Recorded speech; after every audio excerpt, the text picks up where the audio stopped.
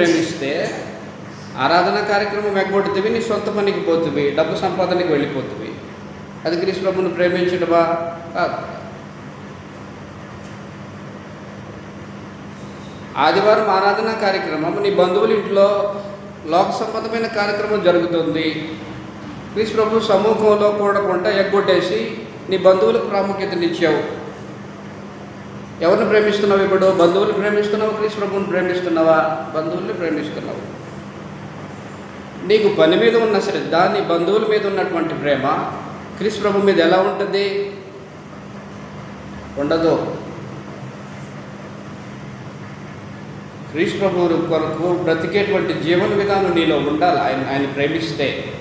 గలతీయులకు రాసిన పత్రిక 2వ అధ్యాయము 20వ వచనంలో అపోస్తలుడైన పౌలు చెప్పేశాడు,